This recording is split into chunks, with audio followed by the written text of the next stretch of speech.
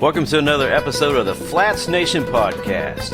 And a big shout out to Brother Dave Fader down Amarada for the awesome music. You can check out more of Dave's phenomenal work on davidfader.com. Well, good afternoon. This is your host, Dave Legier, and today we have an awesome guest with us. We have Captain Honson Lau, who is a guide out of the Miami area. And it's been real great just learning about Honson, and I've read some of the articles and stuff. I like that one that you did here recently, brother, on the Shallow Water Angler about the push pole techniques. I like that one a lot. Photography was really great in that one too. Yeah, thank you. I was just a guide in that article. I can't take credit for the photography or for writing it, but I worked with Jeff Weekly on that article, and we put that thing together. It came out great. We had a great day. The photography was awesome on that. I like that. Absolutely. Turned out well. Well, thanks for joining us today, brother. Welcome. Give me a brief history on Captain Lau. Brief history. All right. Well, I was not born in Florida, but I do consider myself a Floridian. Amen. I moved here when I was 3 years old. So I was raised between Florida and Key Largo. I spent almost every weekend in the Keys. We've always had family friends with, a home down there. So my family. Cracker. Yep. I'm born and raised pretty much. Oh, yeah. You're a conch by now, that's for sure. Yep. I wouldn't say conch, but, I grew up a lot. I grew up in Miami as well. So, I spent more time in Miami than I did in the Keys, going to school and all that. But, it's great to be here. It's great to be raised here. There's so much to do down here if you love the water. This is true. Very true. And I heard through the grapevine that you've probably spent as much time waxing ducks as you do waxing your skiff. Yeah, duck hunting is something I got into, I'd say about 7 or 8 years ago. A couple friends of mine introduced me to it, and yeah, come fall, I'm obsessed with duck hunting. Well, everybody needs a diversion. That's great. It's great. Yeah. Tell me how you got started becoming a guide. And how many years have you been guiding now? I've been guiding since 2009. So I became a guide because, I fished a lot, and I became, pretty successful at it. And I wanted to find a way to keep me on the water more often, to justify that. And, I had a couple mentors of mine that suggested, hey, you should try guiding. So of course I did. I tried it. And I'm still doing it today. I took a little sabbatical from it for a couple years just to work on some other certifications and whatnot. Sure. But outside of fishing. But I got back into it pretty heavily a few years ago, and now I'm pretty much booked all tarpon season. Have you seen any tarpon yet in the areas that you're running? I know it's a little bit early for us to see a big push of them, but you're just a tad bit further south than I am. Are you seeing anything? Well, as far as a migratory fish, they're not really in the Keys yet. That whole pattern hasn't really started yet. That's more of a thing in I'd say closer to the middle of spring. So once mid-April, May starts coming around, then we'll see a consistent push of these migratory tarpon. But we always have resident tarpon here. Sure. From Miami down to the lower Keys up throughout the Everglades. So, if you wanted to catch tarpon year round and you focused yourself to do it, you can. But we've had some pretty decent days of tarpon fishing lately, though. I mean, when the weather's right. Yeah, it's been really windy here lately. Yeah. But on those couple days where the weather lays down, a lot of these these resident fish will push into some of the basins and whatnot, and it's pretty good fishing. I mean, we've had some pretty stellar days in the past few weeks just during these nice windows. What's your favorite body of water that you like to fish in? I know you fish Key Biscayne, Keys, Everglades. Which one do you think is your favorite? I'd say it depends on the time of year, but on average, I think Florida Bay is my favorite body of water, just because of how diverse that fishery is. You can fish for redfish, snook, tarpon, bonefish, permit all in one day in that same body of water within a 10-minute boat run of each species. So the versatility that body of water offers, also the type of habitat it offers, it's really that's the main draw for me. Yeah. Now, are you running out of Flamingo or Islamorada? Where are you running out of when you normally hit the glades in Florida Bay? I mainly fish out of Islamorada. I guide out of Safe Harbor Angler House. What conservation groups are you now working with, and what improvements and stuff have you seen because of those efforts in the last, let's say, 5 years? Well, as far as the conservation groups I've worked with, I've done things for BTT in the past during a previous administration. Not so much anymore. But recently, a conservation group I've been working with is Captains for Clean Water. Great guys. Absolutely. They're leading the charge on making sure that our politicians stay in line with, prioritizing our clean water here in Florida. So they've made some great efforts at that. And so I'm working with them to help educate some of the anglers and some of the locals here on what they're doing as far as their efforts and what the issues are. And, I've always been the type who likes to research. I never follow blindly. If someone tells me something, this is an issue, I want to go out and research what the issue is and what people are doing about it and why I should believe this particular message. So, like I said, everything is checked out that I've looked at, and everything that Captains has been pushing is definitely legitimate. So, yeah, they do. They do great work, and that was something my father taught me a long time ago. That simple saying: consider the source. So I agree. Research it to death. Absolutely. So they've made some efforts as far as the EA reservoir here in Florida, which is going to help store some of the water and be able to send it down through the STAs and out here into the Everglades. And the STAs, of course, clean the water before they send it out here. So, they've made great efforts in keeping people informed about what's going on with that, and working with our great governor and with the South Florida Water Management District to make sure that their efforts are for our best interest in Florida. Yeah, they do great work. I saw them the other night, not too terribly long ago, at a meeting in Matt Lachey. Mm-hmm. It was great to be there, as I guess I would consider myself maybe a member of the press. I was probably the only one there, but it was nice to hear the efforts that they have done recently, especially with this bill that was up in front of the Florida government, and it was good to see that one got chopped up pretty good. That was definitely an end run for sure. So, no, they do great work, and been a big supporter of them for years now. Let's talk gear. I know you're a fly fishing junkie. Oh yeah, I'm a gearhead. Yeah. And I understand you make your own flies. Tell me about that. What do you like to tie and target, and what's in your fly box? What's your top 5? Well, I'm obsessed with fly tying. I mean, fly tying actually got me into fly fishing. So I actually learned how to tie a fly before I learned how to cast a fly rod. And that came from actually me taking a class here to teach me how to tie jigs, because I was obsessed with, making my own stuff, my own lures. Right.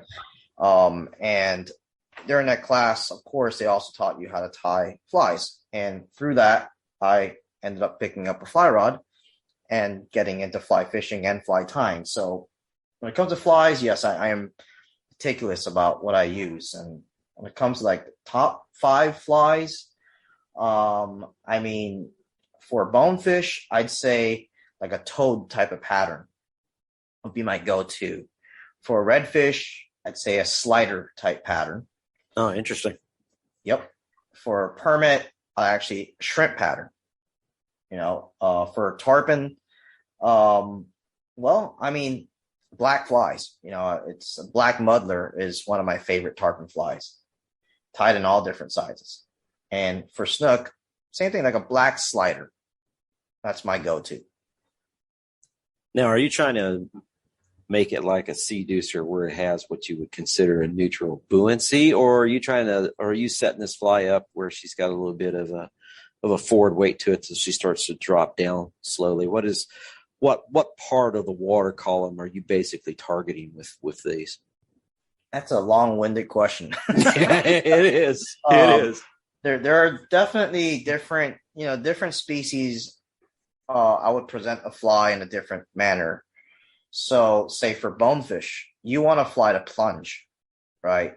But you want to tie a fly that's heavy enough to plunge down there, but it's not so heavy that it's going to hit the water and make a big slap. Right. So it really, I would tie the same fly pattern for bonefish in 5 or 6 different weights, just depending on the depth of water and how much current I'm fishing. So for bonefish, you want the fly down, underneath them. They have an inferior mouth, so they eat. It's like a redfish. Down. I sure do. Yep. Although redfish are more forgiving and they'll come up top. So sometimes I'll tie a fly that rides higher in the water column for redfish. A, because I could see the fly easier when I have an angler throwing at the redfish. And B, because it's just, it's fun to watch a redfish raise its head up and jettison upwards to try to eat a fly. And they will do that often. Pretty awesome. I'm a big topwater junkie. I'll walk that dog almost all day long just to watch that redfish taking swipe after swipe after it. Oh yeah, it's great. I love it. It. Yeah. So what is your drug of choice when it comes to fishing? Tarpon, bones. What is your favorite one to target? Without a doubt, bonefish. Oh, interesting. Yeah, I just think it's I think bonefish they're an elegant fish. They're an honest fish, first and foremost. If you present your fly or your bait or your lure or jig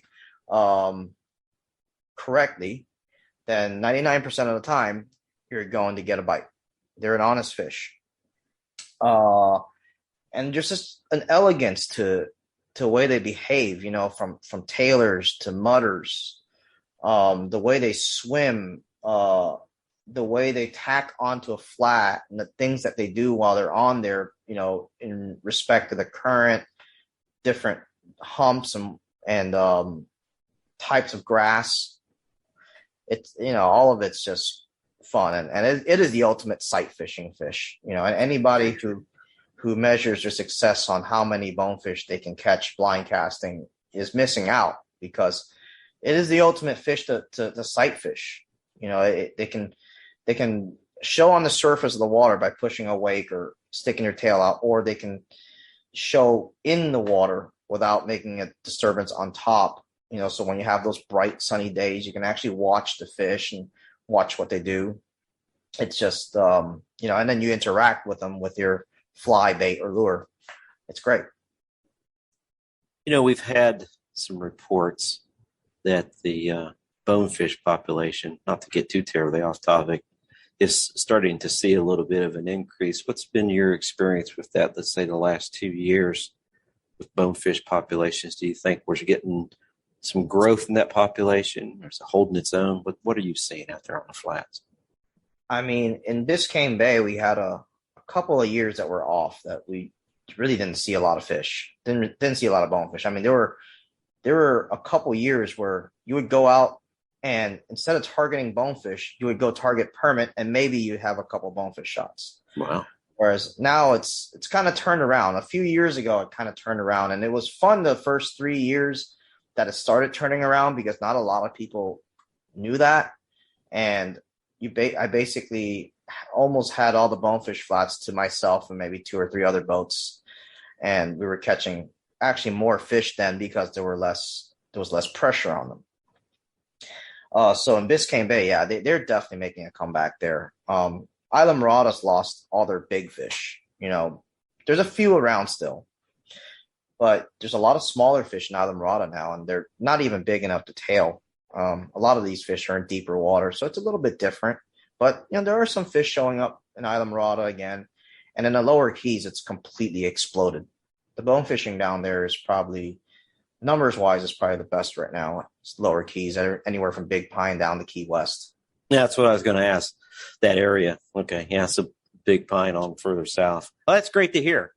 Kind of sad to hear that we haven't gotten the big bonefish back in Isla Morada, downtown Isla Morada back, but in time, I think it's cyclical. It hopefully will turn itself around. Yeah. Before Billy Knowles passed, I had a conversation with him, and he seems to think that, not in his lifetime, but in my lifetime, that I'll see those big fish again in Isla Morada. But I've also had others tell me that because we don't have those catch, weigh, and release tournaments anymore like we did in the past, that all originate out of Isla Morada, that it may not happen as far as seeing those big bonefish. Because back then, you'd go out and you catch all these giant weight fish, and weight fish back then was, I think, like 9 pounds and over.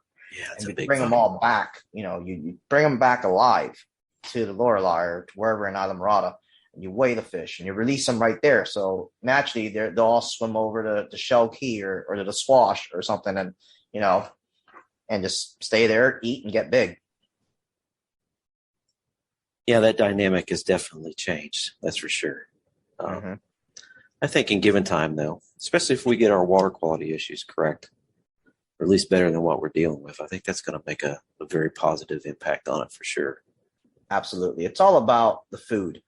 We get our habitat right, and we have a healthy amount of food for these fish. They'll grow. They'll grow big. It's true. It's true. If they have the forage, they will feed. That's for sure. Yep. What is your weapon of choice when it comes to fly rod, as far as reels and the line that you use, and what weight? What's coming out from under the gun first? Well, I mean, for most of my fishing, 9 weight. 9 weights is complete. It's the most versatile weight rod for all the fishing that we do down here. I can bonefish with it, snook fish with it, redfish with it, catch smaller tarpon with it. Basically do almost everything but big tarpon with the 9 weight. I can permit fish with a 9 weight. In fact, my biggest permit, which was over 30 pounds, I caught on a 9 weight. Wow, it's great. Yep. And currently the thing with the funny about the 9 weights is that really aren't very many fly rod companies right now that make a good 9 weight. A lot of companies make a great 8 weight. True. But 9 weight seems to be that lost size that a lot of companies I feel like they didn't really put their effort into. It kind of reminds you of the 16 gauge shotgun. Yeah, absolutely. Absolutely. It's just something it's lost in time somewhere. Very much so. When I was taught, when I first started, one of my mentors, that was the rod of choice, was the 9 weight. And because the 9 weight, when it's calm, you can turn over a bigger leader, longer leader, and make your fly land softer. Or if it got windy, you shortened up your leader and you could throw a bigger fly in a windier day. So, there are some flies I throw that are so heavy that an 8 weight will have difficulty throwing it. Very true. Sometimes you're fishing 5 feet of water for bonefish with a heavy lead fly that's almost heavy enough to throw on a spinning rod, and you need a 9 weight at least to throw that. Turn it over. That's where I went to a 10 for a lot of mine, especially for the flies that I was targeting with redfish, because some of these flies were like trying to throw a feathered brick. I can't think of a better analogy. Yeah. It's just hard to get it roll over. And you and I both know when you're out there on the flats, you're going to be dealing with some sort of wind. May not be real windy, but you're going to fight a breeze at some point during the day. Oh yeah, 8 out of 10 days on the water it's going to be blowing 15 or more. Exactly. Just enough in there to break it up. So that's why it's windy like that. So interesting that you use the 9-weight. So now, what line are you using? Are you throwing a typical weight forward floating line with that that taper on that 9-weight? Well, I prefer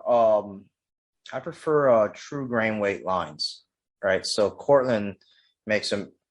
Most of the Cortland lines, I'd say, like 99% of their lines are, for saltwater are true grain weight lines. And so I use a fly rod that was designed for a true grain weight line, like a Scott Sector, what I'm currently throwing. Mm-hmm. So the line of my choice from Cortland right now is the liquid crystal clear line. That clear fly line is a huge advantage for somebody who knows how to take advantage of it, somebody who knows how to use it. And then I can't fish a clear line in all instances, especially with clients. And so when I actually don't fish a clear line, I recently discovered that Cortland makes a Tropic Compact line in different grain weights. I mean, this is labeled as a 6-7 because it's supposed to be a line with a shorter, fatter front head that delivers, bigger flies. So this is labeled as a 6-7 weight line, but it's 240 grains, which is right in the middle of the range for 9-weight. So when I put that line, that 240 grain Tropic Compact Cortland on my 9-weight, which is a true grain weight 9-weight rod, it was a match made in heaven. That setup right there throws incredible.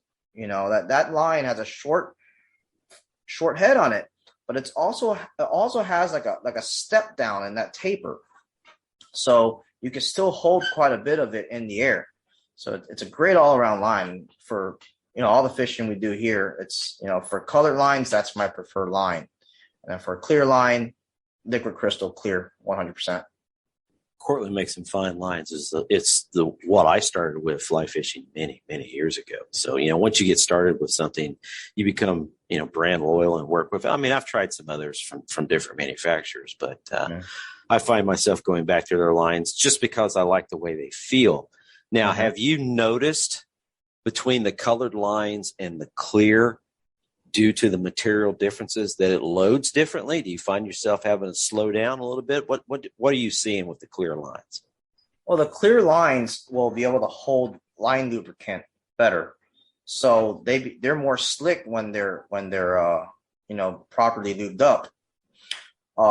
So it'll literally, that line will literally fly out of your hands when it's properly lubed up. So you actually get more line feel with that.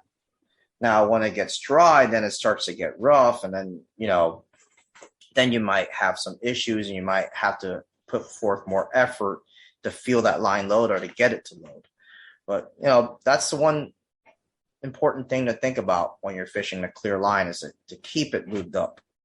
And Cortland makes a line lube, and you just put it on a towel or something and run the line through it, and the line's slick again. As far as the PVC or the colored lines, that coating doesn't need as much lubricant. It stays fairly slick. So, consistently longer throughout the day without having to mess with it, that line will feel easier to throw. That PVC line. What about reels? What fly reels are you using here lately, and what do you like with them compared to ones you've used in the past? Well, as technology as technology advances, rods become lighter, and it's all about balance.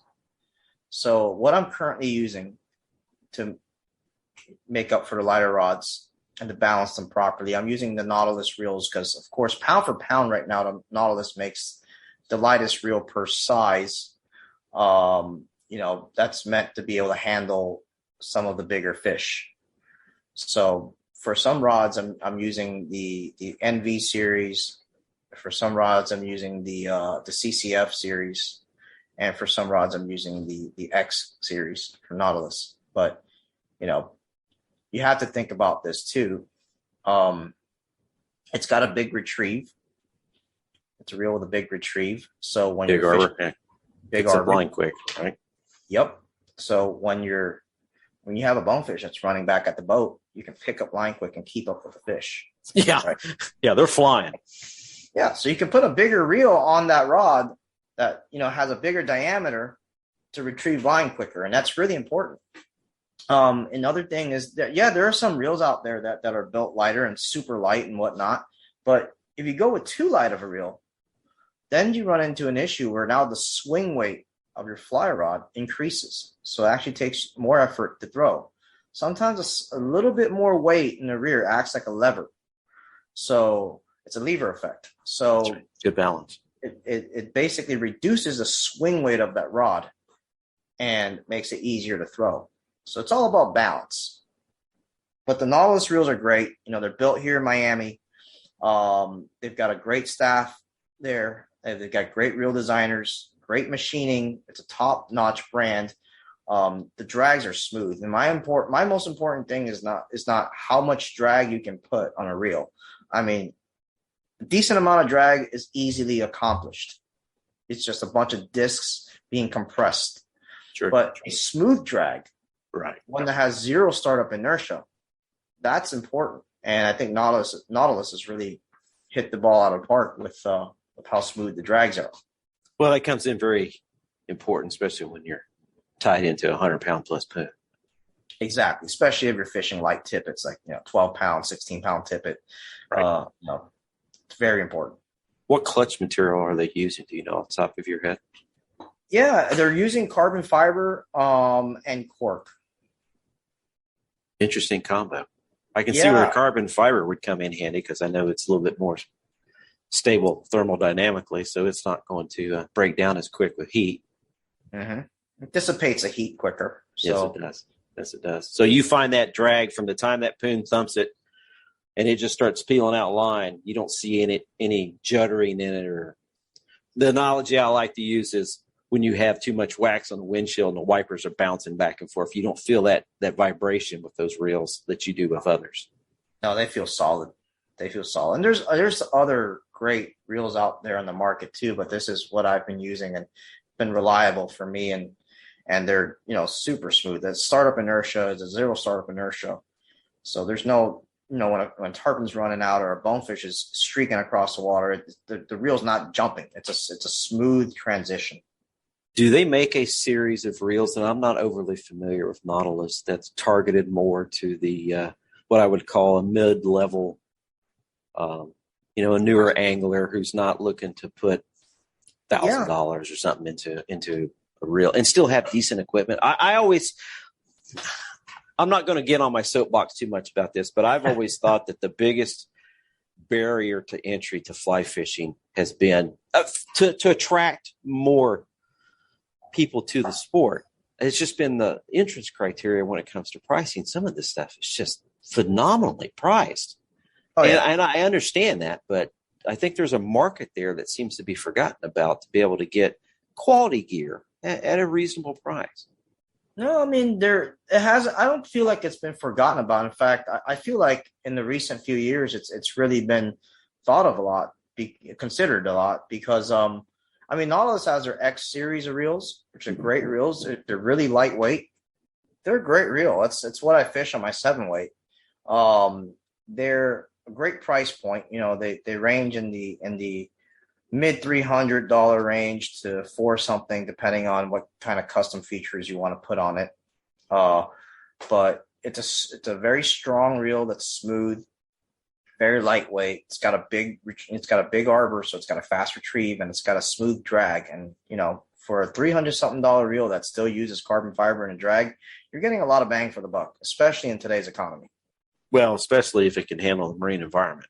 Just being able to make materials to survive that. I told a friend of mine here not long ago, I thought it would be easier if I just ran my Maverick through battery acid than salt water at times. It's so corrosive. But that's good to have, that they have a price point like that where a person can get a quality reel, and if they take care of it, last a long time. Yeah, I mean, it's a reel that can last you your lifetime, that you can use throughout your entire career, and it's a reel that you can pass on to your kids as well. So one of my buddies recently purchased a reel of another brand, a while back, and it was about a $200 reel a while back. He's like, oh, okay, it's a reputable brand, it's a good reel, and this, that, and he decided to take it out of the closet recently to hand down to his son, and to find out that the reel seized up. Doesn't surprise me. It's just amazing. Just amazing. So quality gear is definitely worth it. I mean, pay another $100 and you're going to get something that's going to last a lifetime. Well, it's just true. You can pay for it once, or you can pay for it 3 times. And before it's all said and done, you're probably going to spend near the same amount of money, if not more, of going for less quality gear. Exactly. So you know what? Work a little bit harder. I mean, that's how I was raised. If you want something nice, get the nicest thing you can afford. And if you work harder, then you can afford more. True. Very true. Yep. Let's jump off the fly fishing just for a second, and let's touch on some spin and plug rods, because I know you take clients to do that also. What type of tackle do you like to use brand-wise for that type of work? Well, as far as reels are concerned, I've recently switched all my reels to Daiwa.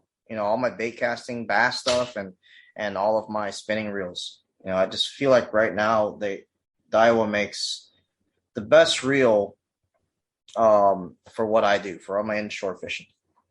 They've got a far smoother drag than any other spinning reel I've ever used. Even on their less expensive reels, the drags are absolutely smooth, and they, another thing is they feel solid.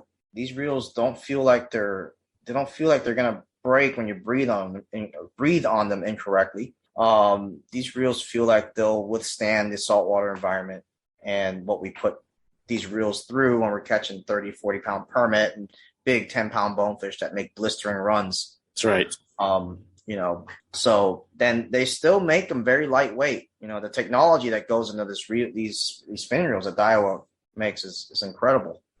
And their bait casting reels are incredible as well. I mean, I recently switched all my other brand bait casters. I had all various brands to all the Daiwas, the Tatulas in particular, which is a it's not their premium bait casting reel, but it's a mid-range. Yeah, it's mid-range, great bang for the buck, and for all the bass fishing I've been doing for flipping and pitching, for throwing frogs, throwing topwaters, for chatterbaits and swim jigs, the reels work perfectly. I put 40 to 50 pound, Cortland Master braid on there, and they function great. I bought one of those Daiwa Coastals that I put 20-pound braid on there. And I'm using that for saltwater fishing, for redfish and snook, and that's been a wonderful reel as well. I'll have to give a quick disclaimer on that. I am not sponsored by Daiwa, but that is all I have on my boat. Okay. Yep. I don't know how I better say it. And I probably started using, I exclusively use Daiwa equipment, and I have since the late 1970s. Showing my age there a little bit, but I just don't have the failures. I've tried other brands.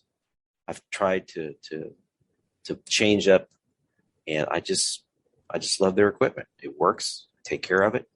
I love those Daiwa coastal reels. I got several of them myself, and they just make. And unlike a lot of them that I have found, they make a quality rod at the same time. Absolutely. One of my favorite bait casting rods I recently just bought is a Daiwa Tatula Elite. I guess it's a Sapphire signature series, and it's labeled as a light top water / jerkbait rod. It's just under 7 feet, and it just has the perfect action for all the lures that we would throw in saltwater, for all the the flukes and the jerkbaits and all the little Z-Man baits and this and that. Small top waters, it throws it all great, and it has a great action to be able to work all those lures. And even for throwing 4-ounce bucktail jigs, which I throw a lot of, it's perfect. Yeah, they make fine equipment. Yep. As far as spinning rods are concerned, though, I've gone through quite a journey with that. I couldn't find the perfect rod to fit my needs. So I ended up building them myself. So interesting. So for a particular need, throwing shrimp for bonefish more than anything. I had to end up, buying the blank and the grips and everything, and just making it to fits my needs. So I use different guide trains to make that rod have a certain action. So for the stripping guides and whatnot, I'm using Fuji SICs, and then for the running guides, I'm using recoil guides, which basically I take a moderate action blank and I make it just a tad bit faster by making the tip section lighter. And then, of course, I have my standard grips, with a certain length that I feel like it's comfortable for not just me, but for everybody. And it balances out the rod perfectly with the reel that I put on there.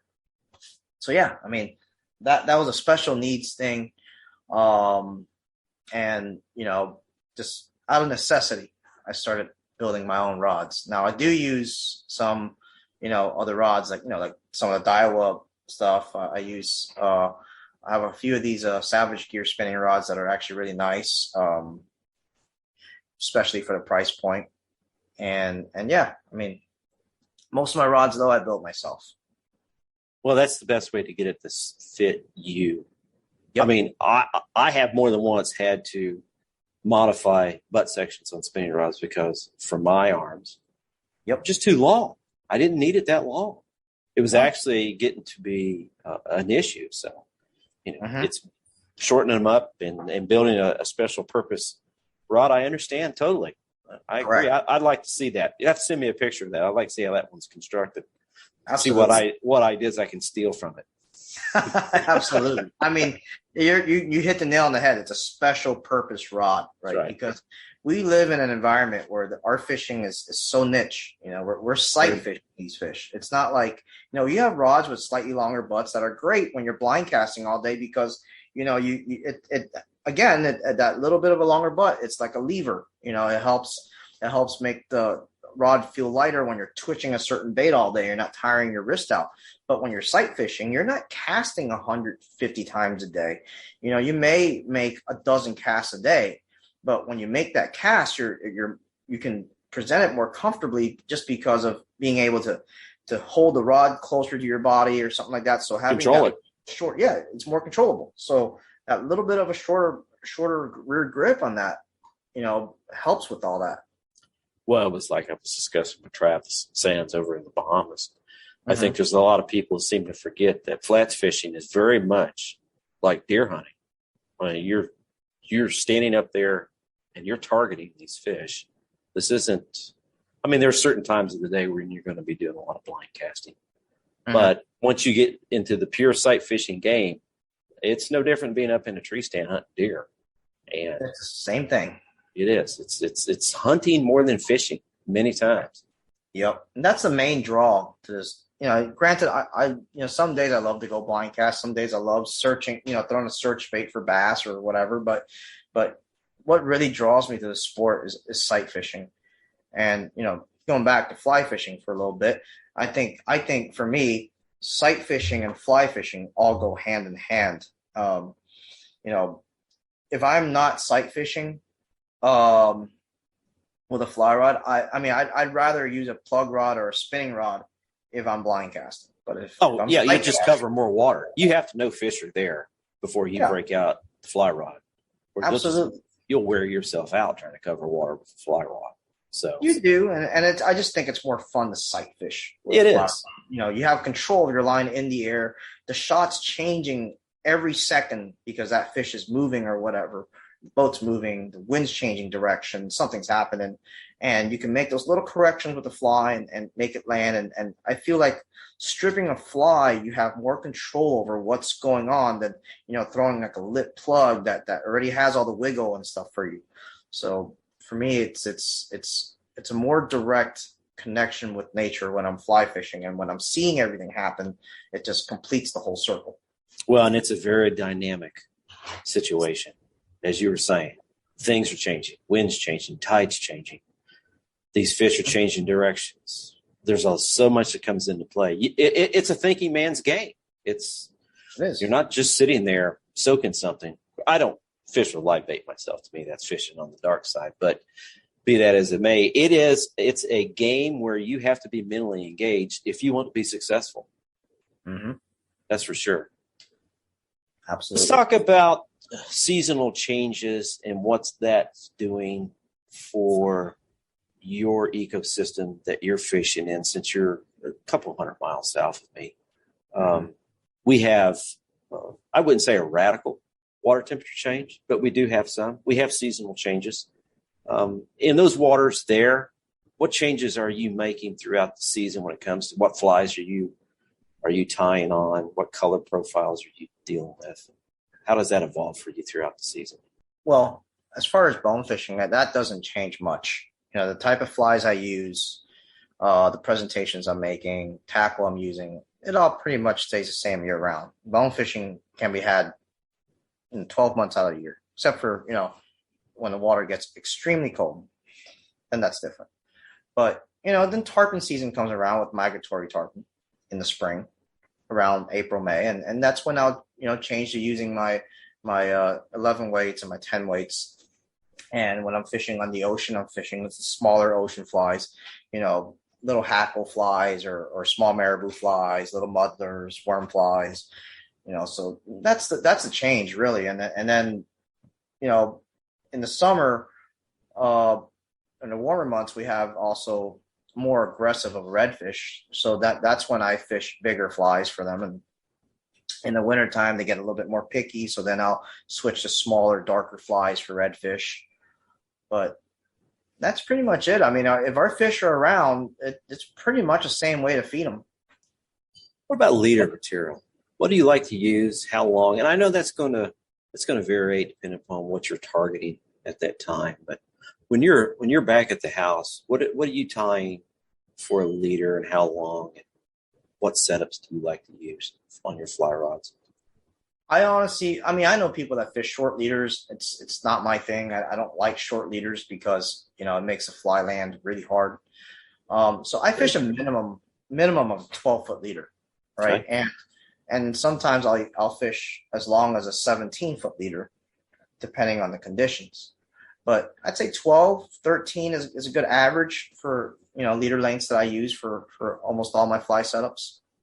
And are you changing material from fluorocarbon to mono? Are you making those types of experiments, or are you pretty much sticking with one type of material? I'm sticking with all fluorocarbon. It really depends on the line that you use. And I found that, with the Cortland lines I use, the corresponding Cortland fluorocarbon actually matches the stiffness really well at the end of the fly line. So say on a 7-weight or an 8-weight, I'm using a 40-pound fluoro for butt section. For a 9-weight and a 10-weight, I'm actually using 50-pound fluoro for butt section. And then for my 11 weights, I use 60-pound fluoro for butt section. What do you use that's not, let's say, a sponsor that you've fallen in love with? What do I use that's not a sponsor? Besides the cigars I smoke? Yeah. Yeah, really, that's what we need to figure out, is how to get a cigar company to sponsor. That's for sure. That would work well. No kidding. So let me think about that for a moment. What do I use? There's a lot of equipment I use. From all the car wash and boat wash stuff to that's true. Very true. Some of the lures. I use a bunch of different plugs from Yozuri or Head In and stuff like that. I'm not sponsored by. I use DOA jerk baits. I'm not sponsored by them. And Z-Man stuff, I'm not currently sponsored by them. So yeah, I use what works. And there's a lot of logic to that. That's for sure. What about somebody getting back to the newer user who's looking to take up the sport?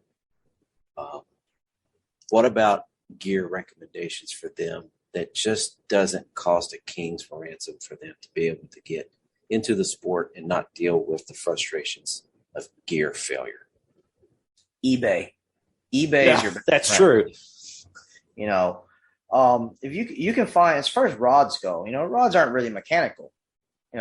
Rods are rods, and you could pretty much look at a rod and see that, okay, there's no rust on this, and that looks like it's in good shape, and that's a good rod. So you have to think that yesterday's premium rod, because I guess, due to marketing or whatever, rods change so often, and then the new latest and greatest takes over, and that becomes the next $1,000 rod. But then you can pick up last season's premium rod for almost half the price. It's amazing how that happens, isn't it? It's just phenomenal.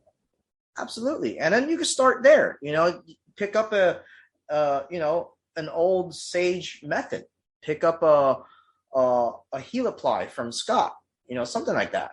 And that's, no longer being made. It was made back then. And then you can get it for half off on eBay.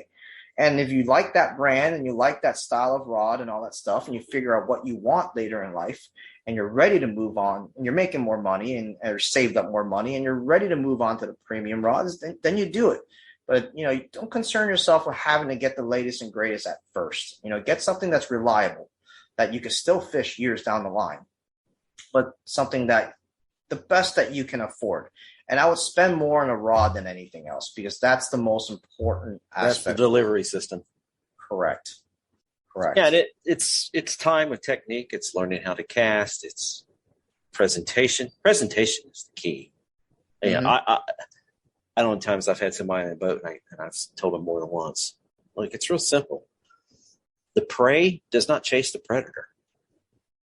You got to be very mentally conscious of angles and how you're presenting these flies, because that little finger mullet isn't going to chase after a 20-pound redfish. It's the other way around. No, I mean, I think that definitely all applies except for triple tail. Now, triple tail, you want your fly attacking the fish. That's when they eat it best, because at that point, and it's presentation, because here's the science behind it. A triple tail lays on its side, and most of the time the prey would come to it because it would think that triple tail is shade. Yeah, that's a strange fish. So then it's a strange fish. It's a one-off situation, right? But in most other cases, you're right. In every other case, you're right. Prey does not chase the predator.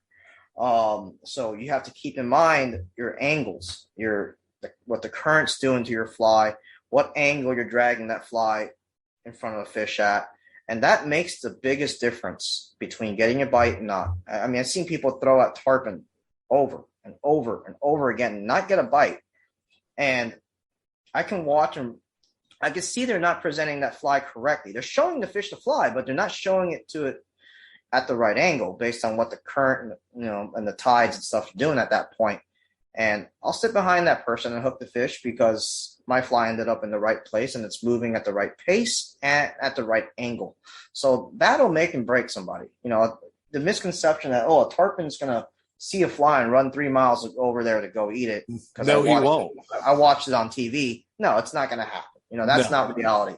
Reality is you have to make the most of every single shot. And some days your day is made with one shot. One fish will make your entire day of fishing. So, I've always said it, one shot, one fish.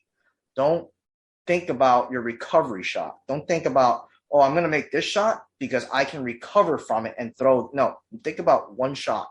My first shot has to count. It does. It's very critical. Yep. What about clothing items? You're out on the water a lot. Mm-hmm. What do you like to wear that, and even if they're not a sponsor, what do you find is comfortable, and what color profiles do you like to use in the ecosystems that you fish in? I say anything that's most comfortable. You're out there for 8-10 hours a day. So you have to wear something that's comfortable, that's breathable. Some of these new tech shirts with the hoodies on there are actually really nice. If you don't like to wear sunscreen because it makes you break out or something, then it's nice to have, your face mask pulled up and then the hoodie to protect the back of your neck and the sides of your face. So that stuff is great. I currently wear some of these new tech hoodies that the Howler brother makes, the loggerhead hoodies, and that's a great shirt. It's real comfortable. So I think the most important thing is wear what's comfortable. I agree. I don't wear sunscreen myself. It just blocks up the pores. It can make you overheat it very quickly. I tell everybody, I wear my bimini top, I wear my sunscreen. It's the shirt that I have on. It's the way I'm dressed, with half-finger gloves, comfortable pants. That's how I keep the sun from cooking me to a nice shade of red, for sure. Now during tarpon season, when I'm on the water that often, then I do force myself to wear sunscreen, because you can only do so much when you're out there that often. And skin cancer is something that I don't like to play with. No, and those are long days out there on the water. Exactly. So, as far as, what you wear something comfortable but still has that UV protection. What about colors? What color profiles do you like to wear? Do you like to wear, a sky blue shirt where you help blend into the background, or have you noticed a difference in your areas with that? I don't think it makes a difference, honestly. I mean, people who come up with camouflage shirts to go fishing, I think it's ridiculous. It doesn't make a difference.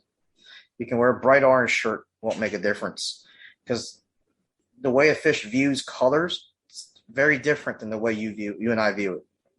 So no, I honestly don't think it makes a difference. Well, and color changes underwater too, quite a bit. You lose reds very quickly. What is it, 6 feet? You start to lose reds. So reds turn black after 6 feet, right? So what's the difference? Have you seen a fish swim next to an orange buoy? Of course you have, right? It's not like the orange is deterring them. So yeah, if you want to wear orange, if you want to wear pink, if you want to wear blue or white or tie dye, by all means, if it's a comfortable shirt, it's got UV protection, and that's what I prefer. And the other thing is I don't wear shorts often. I wear pants. So I find the most comfortable pants possible, because I don't like my legs burning. Talk to me about sunglasses. You are affiliated with RCI, if I'm not mistaken. I am. What do you like about them versus others that you've tried? Well, they're lightweight, first and foremost, right? And the optics on them, the lenses that they offer 2 lenses. They offer 3 lenses, but 2 that I use.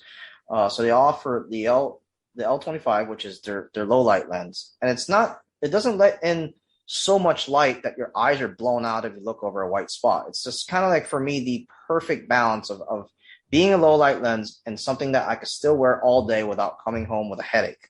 Oh, interesting. Okay. So you're not having to change at 10 and 11 o'clock in the morning. No, I'm not. I can wear that all day and be comfortable. And then some days when I don't need the low light factor, when I know it's a bright sunny day, and especially if I'm fishing over white bottom all day, then I'll wear the H780, which is, their copper lens. And, it's a great lens. I know it's not a glass lens, so it's light. It's lightweight. It's not going to weigh down on my nose all day if I'm wearing it for 8-10 hours. But it's still a material that's very scratch resistant, hydrophobic. So water, if you turn your head while you're running the boat, a lot of the water will beat off it. And it's got ballistic rating. So if a client's back casting a heavy weighted fly at 20 miles an hour at your face, you've got ballistic rating. Been there. I've had to duck more than once. Yeah. It's nice. It's a fairly, compared to the other major companies that sponsor all these other big names, they're still, RCI is still a younger brand. They're still growing. They've grown a lot throughout the years, but they're a local Florida company as well. And I love to support my local Florida companies. I'm a Floridian. That's right. So made in Florida. I don't think that's promoted enough here in our state. It's made in Florida. So do they make a glass lens, Honson, or is it all polycarbonate style? What is the material? Well, it's not made in Florida, but it's a Florida company. So the revenue is still going to stay within Florida. Right. The lenses are I think they're probably I think they're Italian lenses and Italian frames. Okay. But sorry, going back to your other question, my mind just kind of went off on a tangent. The material of the lenses themselves, are they glass or are they polycarbonate? What is their baseline material that they're using? It's a type of it's not so much polycarbonate, but it's along the lines of that material. Okay.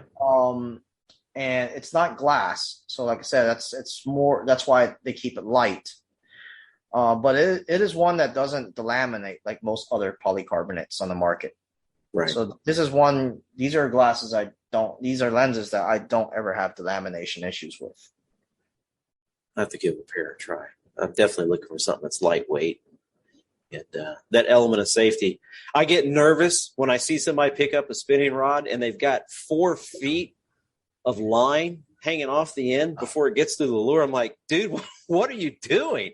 Are you trying to turn into a thrashing machine, or are you trying to cast this lure? I mean, back there on the polling platform, this thing's buzzing past your head. I'm like, just reel it up. You only need a foot, 6 inches. Cast this thing, buddy. No doubt. Or if you have the guy who's got, a plug with 3 sets of treble hooks stuck in the branch and he's trying to pull that thing out, then it's flying back at you. Oh gosh, it's hairy. It can get really hairy, that's for sure. Yeah. So with RCI glasses compared to the other ones that you've used in the past, you like the fact that they're lighter weight. What's their price point compared to one of the more name brand styles that you see out there? Yeah, I like that they're lighter weight. I like the optics on the lenses. They fit great as far as, what I do with them. And they're durable. The price point, I believe right now it's in like the mid 200s, mid to high 200s range. So it's up there with the rest of the premium brands. Let's talk technique. Mm-hmm. What do you feel is the biggest mistake that most of your clients, or even your friends for that matter, make when they're on the bow of your skiff when they're fishing? The most common mistake amongst fly fishermen is moving the boat too much during casting. Some people will move their entire body and entire boat's shaking. That sends pressure wakes out. I don't care if you have a $100,000 world's most advanced boat. It's physics. Hydrodynamics is hydrodynamics. You're still going to cut off ripples if you, shake and, rock the boat while you're casting. So you have to keep that in mind. That's a mistake. And then another mistake that people make is that they, some anglers make while they're fly fishing is that they take their eyes off the fish. They're so concerned with their cast that they have to look back at their back cast. And then when they turn their head forward again, now they have to reacquire their target. Yeah, target's moved. So now you have to go and look for it again. And now you lost precious time because every second that passes, your shot window is shrinking. Yeah, that's an interesting concept. I'm glad you brought that up. I mean, I do it without thinking about it, but I've seen people do that. Turn their head back to watch their back cast. And they haven't learned what line feel is, or they have a setup that doesn't have line feel. So I know that they talk about the Indian and the arrow, but if the Indian's shooting a crooked arrow, it's not going nowhere. So you have to have the proper gear. It has to be fitted right, it has to be balanced right, and it has to help you along your journey. And not deter your journey. So that's important. Learn what line feel is. Another thing is getting the fly out of the boat quick. Again, the shot window is shrinking every second. Target's moving. So the more false casts you're making, the longer you're taking to deliver that fly in the right place, and your shot window or your window to feed that fish is getting shorter and shorter and shorter. Yeah, the angle's continuously changing. So now you're trying to get the fly position correctly with a moving target. It's a delicate game, that's for sure. Yep. Speaking of skiffs, let's talk about skiffs. What are you running nowadays? And give me some strong suits and some weak points, since there's no such thing as a perfect boat. Yeah, so today I'm running a 2022 Maverick 17H PXV Carbon Edition. With a Yamaha 115 SHO on it. It's a, very advanced boat. I've been running Mavericks for as long as I can remember, and this is probably the best boat I've ever owned. It's got the speed, it's got the agility, it's got the versatility that I need to be able to, most effectively fish all the bodies of water that I fish. I haven't had a chance to get on an all carbon model Maverick yet. When I show up at your door, I will. How do you like that skiff compared to the one that is not all carbon like I have? So here's the difference. I mean, it's lighter, right? So that's the big difference. The carbon fiber makes it lighter. So it'll help you if you're pulling and you've reached an area where you need to cross over some very shallow water, like a hump or something like that. It's a lighter boat to be able to push over that, right? Okay. And then because you save 175 pounds, when you put a low torque motor like an F70 on that boat, it really helps the speed. It helps the boat ride better because you don't need all that torque now to keep that bow in the air when you're going through chop. Correct. And it's a little bit quicker when when you put that bigger motor on it. Now, with that big motor, that 115 show, I will have to say that with all the torque that motor makes, having the carbon edition or the non-carbon edition doesn't make a big difference in speed. It's about a 53 to 58 mile an hour boat, depending on how you have it propped and set up. True. Either in a carbon or in the non-carbon. And I will say that with the 115, the F70 is different, but with the 115, the bigger motor in the back, the non-carbon one actually ends up riding a little bit softer. Yeah, a little bit more draft. It's going to be a little bit heavier. Still a little lower in the water. Yeah, a little bit smoother. I get it. What about the? Again, I haven't had a chance to ride on one yet. Tommy Derringer keeps saying, "Dave, you need to come up and check mine out." He's got an 18, all carbon. Yeah, the 18 where that carbon made a huge, huge difference. Yeah, I took almost 200 pounds out of them by going on all carbon edition on the 18. 200 pounds and completely changes the dynamics of the boat, makes it ride better because it stays up higher in the water column, and much faster than the non-carbon 18. What about vibration? Because we know structural rigidity on carbon is going to be stiffer. So do you feel more vibration coming up through the deck, going through that, what I call rumble chop, where you're just rolling through there and you feel that going through the bottom of your feet, or do you not notice it? No, not at all, because the way that Maverick designed it is that the hull is still carbon Kevlar, but the entire top deck, the hatches, the console and all that's what they made out of carbon fiber.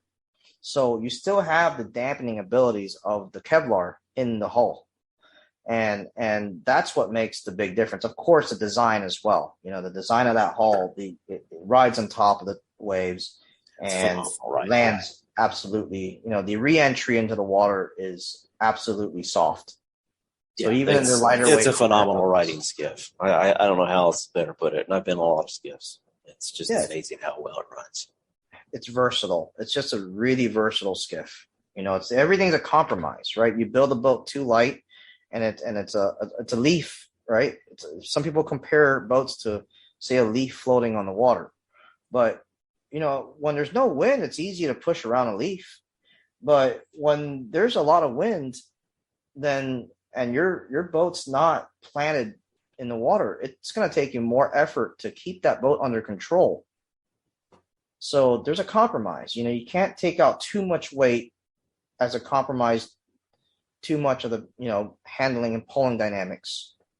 And I think Mavericks really hit this one out of the park with how much weight they've taken out and still kept the boat where it's still controllable under a lot of wind.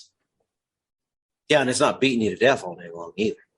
Correct. It's not beating you to death. Some of these are like getting on a war canoe, tippy. Every single wave, you just feel it coming up through the deck. It's just like somebody hitting you in the bottom of the feet with a ball peen hammer all day long. You just come off this thing and you're like, man. And I was in the Coast Guard. I know what getting beat up on a boat is like. So I'm like, wow, this thing, I need a couple of knees and some teeth when I get done with this puppy. Yep. Have you run the 18 since you're running the 17? What is the trade-offs that you see between the two, and how do you compare? Let me rephrase that. Why did you choose the 17 versus the 18, and maybe vice versa? Because of bone fishing, really. Okay. I mean, the 18, because of this, because of the wider displacement and all that, actually drafts shallower than the 17. But for fishing isn't all about draft, right? You find the right. draft and that works for you and you're fine. So the 17 is just the best compromise for me because of how agile that size of boat is, and with it still being big enough to carry everything that I need to carry in the boat and to ride extremely well. Also be able to put a big motor on it and go near 60 miles an hour. Comes in handy when you're trying to outrun lightning bolts. Oh, absolutely. Or other boats trying to get to the same spot. Yeah. Been there, done that. Yep. Are you running a power pole on yours? I am. I'm running a 6-foot power pole on mine. It's literally one of the best inventions ever in fishing. I've always had one. Always will. Absolutely. What about marine flooring? Do you have any sea deck or deck it or that type of on yours? And how do you like it? Yeah, Castaway Customs cut me and out a bunch of sea deck for my boat. I have it on my casting platform, a step-up platform, a poling platform, and in my gunnels. Oh, and of course on my front hatch. I love the stuff. It's great for dampening noise, for the extra grip when you're standing there, and just for all around aesthetics. It looks great. It's good stuff. Mm-hmm. Talk to me about the Han Solo platform. Oh, the step. So love that puppy. It's great. I mean, getting older, climbing up a taller poling platform becomes, I wouldn't say more of a challenge, but when you're doing it every day, day in and day out, it will as you get older, brother. Trust me. It becomes a challenge at that point. Yeah, right? You will. So, I had Josh at Evolution Design made me a casting platform a long time ago. My buddy Willie Lee actually brought a old Pro Trim to him and said, "Here, copy the dimensions of this platform." So he made it in carbon fiber. The thing weighs like 7 pounds, which is less than a quarter of the weight of the original platform it was molded off of, and it's great. So I'm thinking, okay, how can I not add as much weight to the rear of the boat, and still be able to have something that helps me get up and down off the poling platform easier, and still clear the front, still clear all the live well hatches and all that. Right. So I talked to Josh, and he designed me a perfect size platform. I took the measurements, and he put it together, just the perfect size platform that sits right between the bilge axis and the live well in the back of this boat, in front of the motor. And it's the perfect height to clear all the hatches and just give you the ability to just step up on and off the poling platform rather than have to climb. So even when it's not about, being older and assisting you with getting up and down, making life easier for you. Now it's also easier for you when you hook a fish and you need to come up. Your angler hooks a fish and you need to come up and on off the platform quicker. Right. Right. Another great thing about that Evolution Han Solo step is that it's big and wide enough for me to put my stripping bucket on. Say I'm fishing solo and I'm pulling from the poling platform. Another great thing I like to do is I like to wedge my stripping bucket between the platform and my cushion when I'm running around in real rough water. Just, I put a little bit of sea deck on the front end of that platform, on that lip. Mm-hmm. And it just and that bucket stays in place right there no matter how rough it is. The boat can be catching waves and going airborne, and that bucket stays in place, and I don't have to worry about it flopping all over the deck, potentially ramming into all the rods and the gunnels or any of that. How do you have that secured to the deck? I couldn't see a really good picture of it. I mean, just a turnbuckle. Is it a turnbuckle? Now, is it tied to one of the hatch levers, or did you drill a little hole in the deck and put one? Yeah, just a hole in the deck and one of those Kennedy tie downs. Okay. Yep. I definitely need to take a look at one of them, because I've been looking at using either an angle cooler or something of that nature to help step up and down off of the poling platform. Then I saw that one on yours. I'm like, that's interesting. I like that. Didn't seem to be in the way of anything. So you can still open those hatches in the back with it in place. Exactly. That's why I gave the measurements to Josh at Evolution. I said, listen, these are the measurements to clear the hatches. It's important that they clear the hatches because I need to get into my live well some days. Right. Yep. No problems accessing the bilge area with it?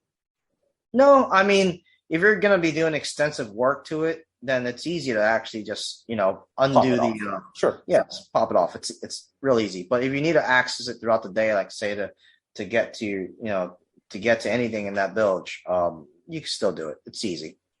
Speaking of upgrades to the skiff, what do you feel if somebody's on a budget like we all are? Mm-hmm. If they're looking to do an upgrade onto their skiff, what do you feel is probably what's going to give them the biggest bang for the buck? Do you feel power pole, trolling motor? What do you lean towards?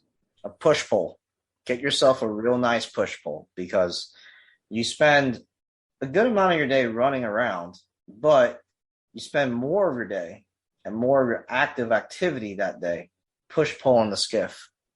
So having a nice push pull, not like that stiffy guide, graphite guide. Having a nice push pull is speaks volumes. I mean, it just makes your day better. Pretty lightweight. Tires you out less. Helps you get to the fish in some occasions. It helps you get to the fish quicker. Oh, in some ways, it's the only way to get to it, unless the wind's blowing you in, and it's a perfect wind. Which how often do you find that happen? Yeah, exactly. And it helps you control the boat more than anything while you're fishing. Talk to me about electronics. You're running Simrad now? Yeah. So I went through a time when I was trying to break myself off from the typical, everyone's user-friendly Garmin, right, with the typical charts that a lot of people are used to. And, I looked into some of the stuff, some of the other charting from Navionics and all that stuff. And then I looked at a chart called Florida Marine Tracks. Know it well.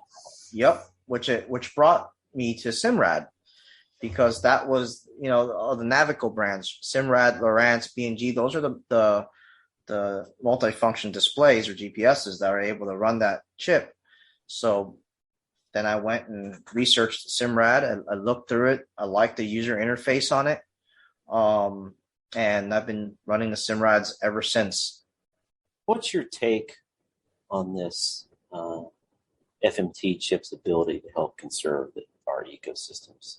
We've heard, and I don't know if you took the time to listen to the podcast that Glenn and I did when we did a deep dive into that chip. Mm-hmm. There seems to be a contingency out there that seems to think that the only reason why those people are there is because of the chip. I feel the other way about it, especially knowing since a lot of boats are running Garmin, so they can't even run the chip. But be that as it may, what's your take on that as far as helping keep people off of seagrasses and things of that nature? Exactly that. The chip provides all these red lines that are safe routes that Glenn at Florida Marine Tracks plotted himself. And it keeps people off the flat. It keeps people from running aground, keeps people from running the edge of the flat you're fishing. So, yeah, I mean, while the satellite image gives people the advantage to be able to find some of these harder to find places or sketchier to get into places, it also provides the factor of safety. I mean, I was at the boat ramp in Crandon Park the other day, and there was a guy in a pleasure boater that pulled up next to me. Definitely not a fisherman, just a boater. And he was talking to his buddy, and I just overheard. I just looked at my boat, and they saw the Simrad on there, and they were talking about it, and they were talking about Florida Marine Tracks. These aren't fishermen. Right. But they were talking about how it's helped them navigate through the waters and all that. Whereas somebody running something with a lesser chart can potentially have more potential to run aground. With the Florida Marine Tracks, now you're preserving our habitat by informing another boater on where to go to not run aground. And I think that's really important. Yeah, our ecosystem's taking a beating, as you know. You see the prop scars and I see it every day. I mean, I'll be pulling on a flat. Obviously, there's only a foot of water underneath my boat. And some of these big center consoles or cuddy cabins will just run aground right on the same flat that I'm pulling at. Yeah, they think they can run where I can. Yeah, it's like, dude, the water is ankle deep on that heron over there. Yeah. Just because you see water doesn't mean you can float in it. Yeah, they don't understand. So if you give them a chart and a chart plotter and tell them listen, you see this red line, keep your boat in this red line. Then they're fine. You don't have to worry about them ever running up on that flat you're fishing and ruining it. How often are you making a change on your skiffs? Are you doing it every year, or are you every couple of years? What's your?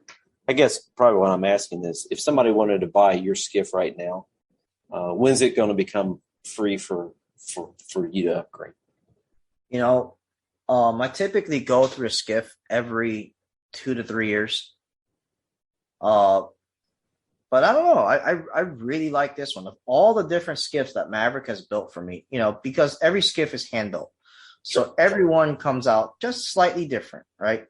And this one, for me, has been my favorite one. It's been the best one they've ever built for me. So I think this one I'm going to hold on to for quite a while. I don't have any intentions to sell this one anytime in the near future. But if I do, I'll definitely advertise it. Or like in the last few skiffs, I didn't have to advertise it. I had a buyer lined up already from the moment I bought the skiff. This market's insane. Yeah. I mean, I can easily make some good money selling my skiff now. But, when you think about it, then when you go buy a new skiff, it all kind of balances back out. Very true. Yep. For those who'd like to go fishing with you, let's cover some of those topics. Do you work with them on their casting skills ahead of time? The reason why I ask that is I see some of the guides, some of the friends of mine that will take the time to work with somebody on their fly casting before they go. Do you offer that as an extra service for your trip, or how does that work? Not so much before we go unless I'm asked. I've had people ask me, hey, what do I need to do? What do I need to practice if I want to come out fishing and do all this? And I'll, give them the typical spiel, practice your double haul, practice your back cast, practice casting not only into the wind, but also wind at a odd angle. But many times I've had to stake out the boat or put the power pole down and walk up to the bow and provide a little bit of a casting lesson or provide tips to help my anglers improve. And of course, I've also sent them home with homework on what to practice after I've seen what their casts are and how they can improve. So yeah, that's really important. As a guide, some guides are only push you around and push you on a fish, and some guides, like myself, like to really see my anglers succeed. And I'll take the time to try to show them, try to teach them how to succeed. Do you cater any of your trips for somebody who's newer to the sport? I've done it plenty. And the success rate varies as far as catching fish. Sure. But there's two types of people. There's people who there's anglers who measure their success and how many fish they can catch that day and post on Instagram. And then there's anglers who measure their success on how much fun and good time and how much they've learned that day. I'll take B all day long. Exactly. So if you're a newbie fly fisherman, you're new to the sport, and you want to come out and you want to learn, you're not concerned about how many fish you want to post on Instagram, then you're the angler that I want to fish. If you're concerned about how many fish you want to post on Instagram, there are plenty other guides that can take you and chum up fish and let you catch fish on a fly without even trying and without learning anything at the end of the day. But if you want to be a better fisherman, you want to learn the technical aspect of the sport, and you want to work for it, and you want to, earn it, and build your skill set and become a better angler, then, I'm that guy that wants to cater to your need. I had a buddy of mine many years ago. He was talking about chumming, and I go, brother, it's no different than me grabbing a handful of milk bones and throwing them in the living room and expecting the dog not to hit them. I'm like, come on. Exactly. I mean, it's got its time and place, right? I mean, if it's overcast, you're sitting around twiddling your thumbs, you can't see anything. Okay, sure. You know what? Let's throw out some chum. Let's put some baits out there and let's catch a couple bonefish, because otherwise we're not doing anything. Right. But if the conditions allow for it to sight fish and do it what I would consider the real legit way, do it the real legit way. If somebody's going to go, again, tailoring back towards the beginner, more of a beginner, amateur angler, Mm-hmm. What do you feel that they need to be able to cast? 30 feet, 40 feet? What distance do they need to be able to reach to be able to be what you feel effective for where you're fishing? I'd say 20 to 40 feet with minimal false casts. That's the thing that kills people, is that not so much a distance, because I can get 20 feet from a fish. I can get 15 feet from a fish. But if you can't get that fly out in less than 5 false casts, you're gonna lose your shot, because the closer I get to the fish, the shorter your window shrinks.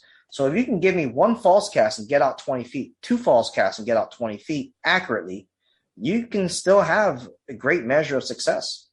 So you're saying basically 40 feet and be able to hit a garbage can lid? Is that what you're looking? That's your target? Yeah, with less than 5 false casts. Okay, I like that caveat. Yep. Preferably 3. Preferably 3. Exactly. Should somebody, if they're going on a trip with you, should they bring their own tackle, or would you just prefer them use yours that you've already got set up? How do you like to roll? I mean, I've got tackle that I feel like is the best. I mean, it's what I use on my days when I'm off fishing, right? So I feel like for me, for my style of casting, it's the best. But I feel like every angler should use what they've been practicing with and what they're most comfortable with, because my style of casting is probably varies from your style of casting. The rod that I hate can be a rod that works best for your style of casting. Sure, very true. Well, I have my equipment, and they're welcome to use my equipment. It's all premium stuff, the best that money can buy.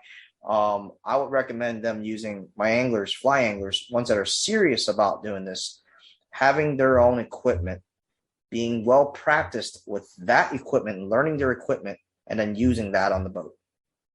Because you have to have consistency.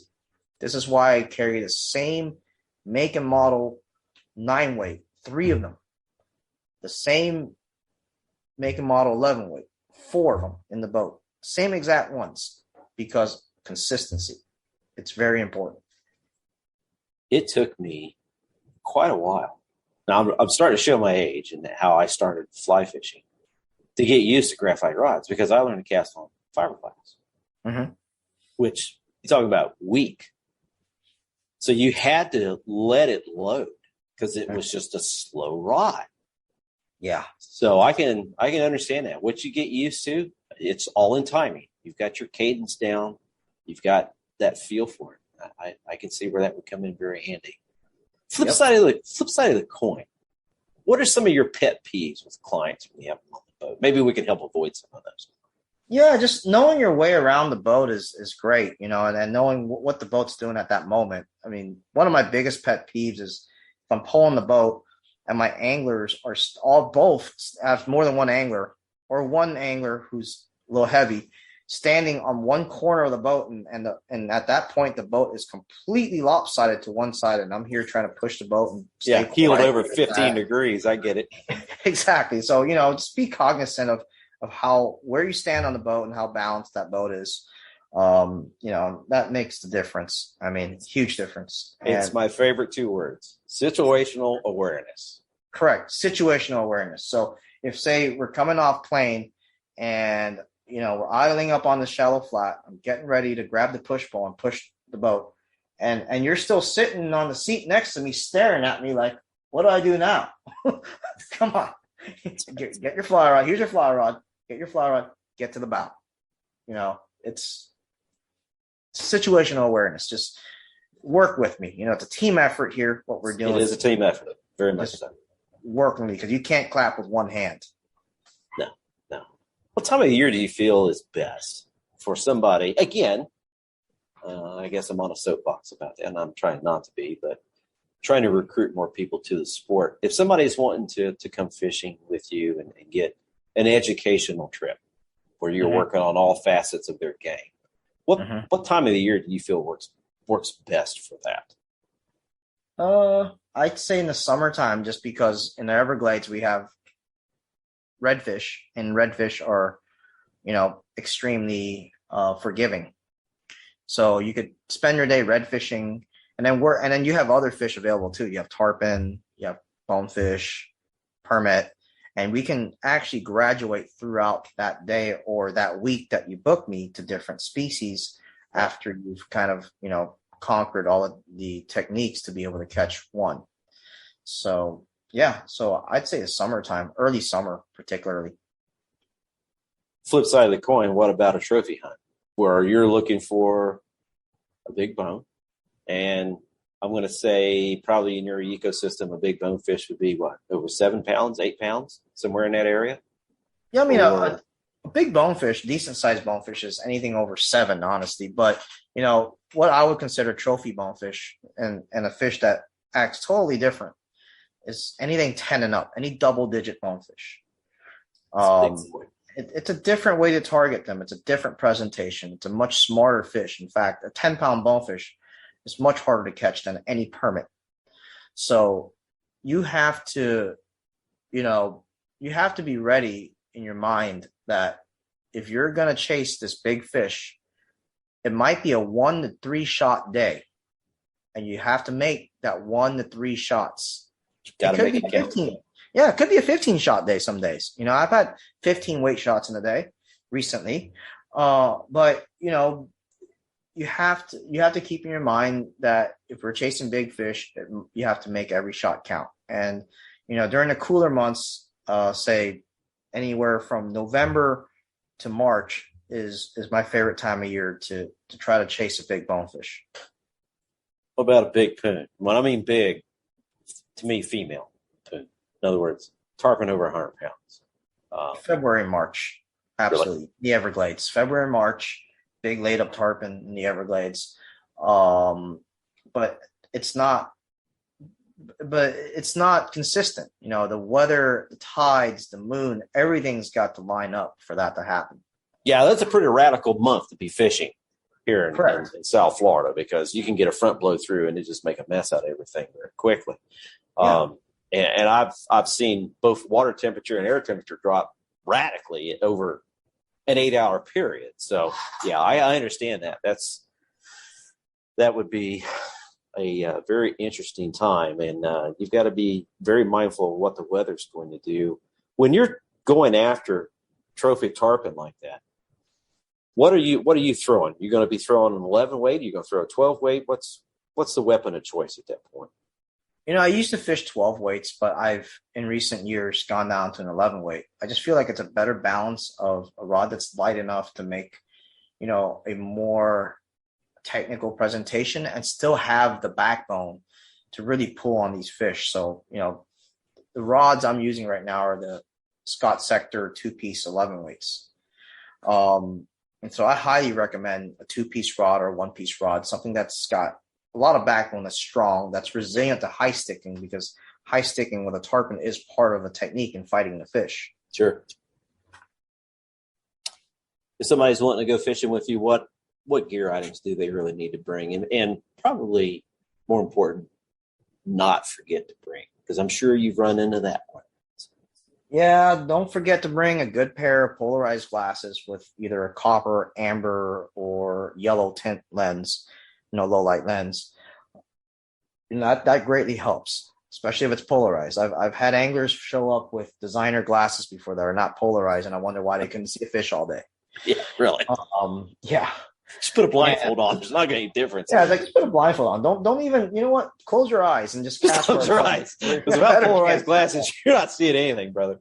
Exactly. So yeah, polarized glasses, first and foremost, most important thing in sight fishing. Another thing is to have, you have whatever you're going to eat and drink. Bring that. Bring whatever you want to use for sun protection. Don't bring any spray on sunscreen. That can make a mess out of a skiff. Oh, it makes a mess. It gets everywhere. It gets on your fly line. It gets on your tackle and just ruins things. So don't use a spray sunscreen. Use something that you can dab on yourself and rub into your skin. Or the best thing ever, they sell like these deodorant stick looking sunscreens that you just roll out and, put on like deodorant. So that's important.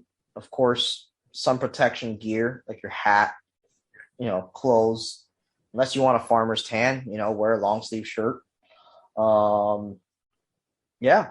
And then next thing to bring, of course, is, our comfortable shoes. If you feel like you need more support throughout the day because you're going to be standing on a skiff for hours on end, then wear shoes that have enough support.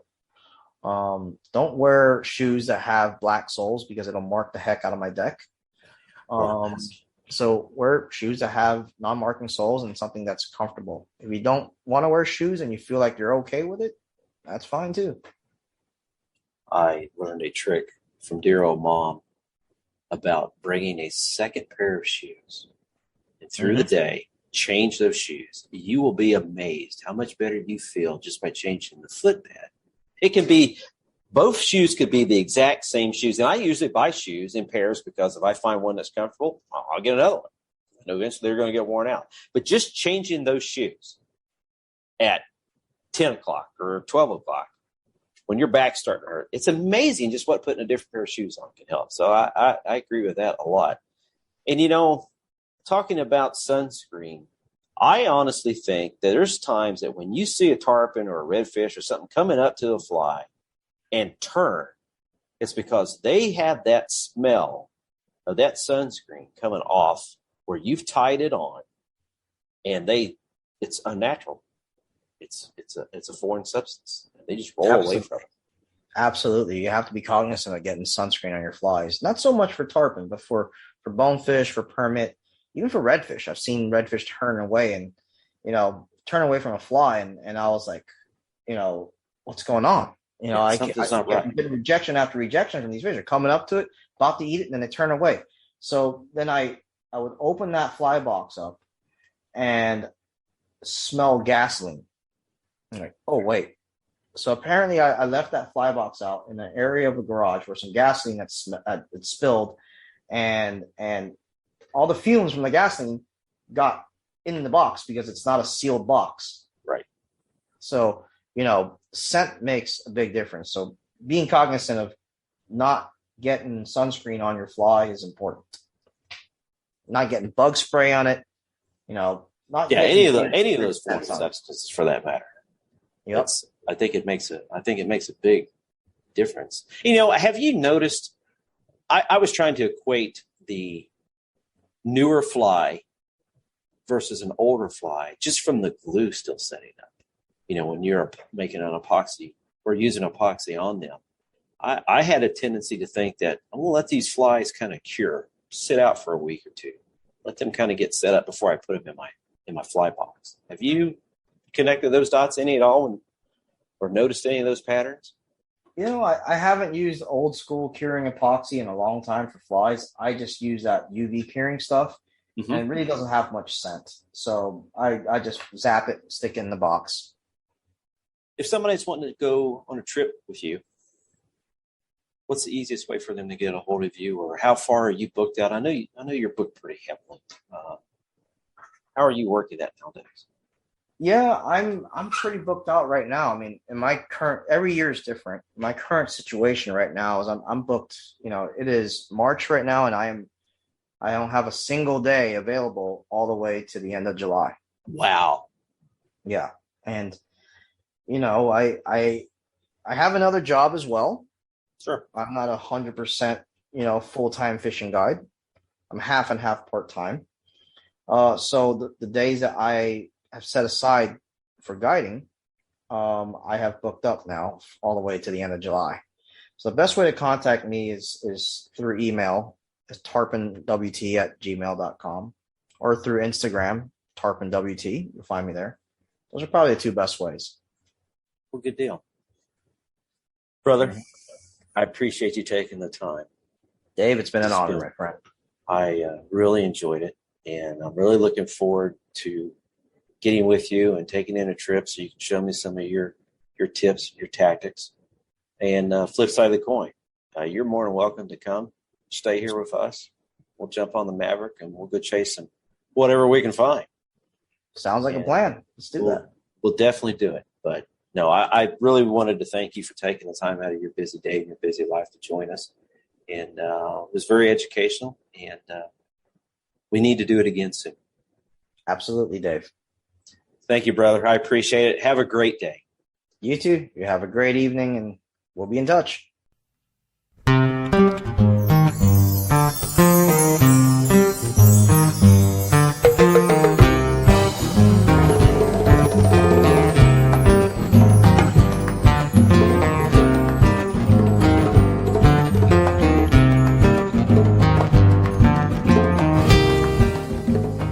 hope you enjoyed our show today and found it both educational and entertaining at the same time. If you or your company would like to join the team on Flats Nation for a podcast or other coverage, feel free to drop us a quick note at info@flatsnation.com. And now, here's the rest of the song to run the skiff back home with. Tight lines and God bless.